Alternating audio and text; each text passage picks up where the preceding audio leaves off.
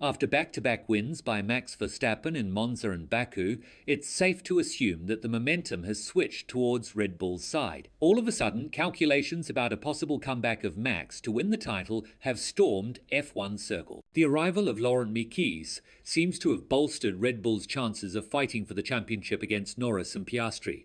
But is this a real possibility? And if so, what does the four-time world champion need to do in order to complete the impossible? The change in dynamics in Red Bull has been quite noticeable.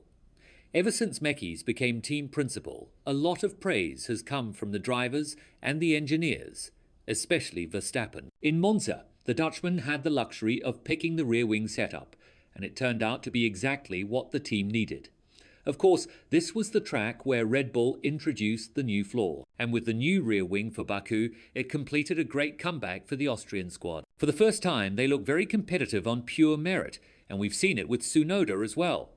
The Japanese driver had his highest ever finish as a Red Bull driver at P6, and this doesn't come by coincidence. Laurent Mekies seems to know what the car needs, and he's shifted the focus more towards the feedback provided by the drivers rather than the simulator numbers. Now, all of a sudden, you have Max Verstappen just 69 points behind Piastri and back in the championship fight. Although it's still a far-fetched scenario as we speak, the hope is there, and the Austrian team won't give up at all. And when talking about this to a greater extent, Verstappen kept a calm and precautionary optimism in his statement as he added, "It's 7 races to go, and it's still 69 points.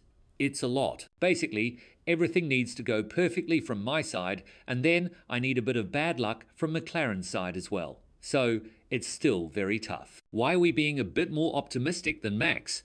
Because if you were to ask Laurent Mekies, his statement would bring you tons of hope that Red Bull will be a troublesome team to fight with Max Verstappen ahead. Interestingly enough, Tsunoda did his job as a second driver in Baku perfectly.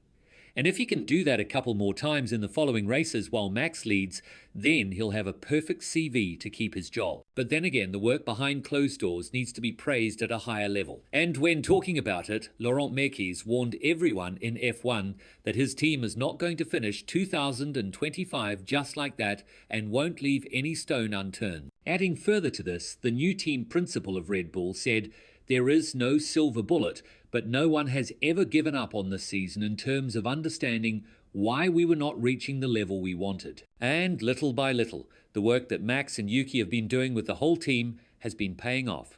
And at least in Baku and in Monza, we were back in the game. Yes, it's true that these two races are quite unconventional because of the low downforce level and the fact that the car doesn't need to carry a lot of speed through the corners, but then again, the wins have been in a very dominant fashion. One thing is for sure, Red Bull found a lot more stability with the RB21, and this is only going to continue under the leadership of Mekies. At first, we believed that the team was headed into a rebuild mode, but it turned out that they needed a technical leader as a team principal in order to turn things around. Max seems a lot happier with the car, tapping it after the race as a sign of approval. And what everyone dreams of right now is to see him claim the 5th championship in a row.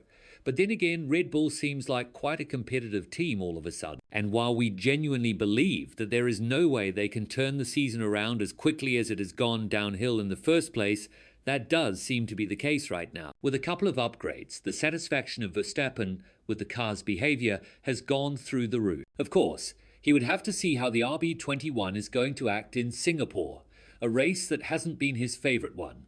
Even in the days when he won 19 out of 23 races in the season, a huge challenge is going to be the fact that he's never won here in his career. So knowing Max's competitiveness, he's going to push like hell in order to claim his first victory in Marina Bay. How will this impact McLaren? As of now, the alarm bells that have gone off in the Woking-based squad have been justified. But if they are to lose Singapore on pure race merit, then it's going to be an even bigger hell for the remainder of 2025. Still, Mekies was adamant that the team is going to take things race by race and won't force anything. And when talking about the remainder of 2025, he said, "We take the challenge of Singapore. It's a track that's been challenging for the team for many, many years." And in the context of what we are trying to see, it's very, very important to see what suddenly doesn't work there anymore. Then, after trying to take it to the next step, you will be back to tracks with medium speed corners where we were killed by McLaren 2 races ago in Zandvoort. The gap was very significant. The hope for a Red Bull comeback is huge among the fans. But then again, weekends like the one Piastri suffered from in Baku are inconvenient, and you cannot always hope for a DNF of the Aussie. Yes, he will have a lot more pressure from Norris and Verstappen, now that they know they have a legitimate chance to take him down in the last 7 races and 3 sprint events. But then again, it's not like this is always going to result in a crash between the teammates of the Woking-based squad. Still, Red Bull are ready to take more risks, both with the tyre choice and the strategy, because they've adopted a unique way of operating. Max has everything to win, but nothing to lose. At this point, a comeback would be surreal, and nobody expects it from him.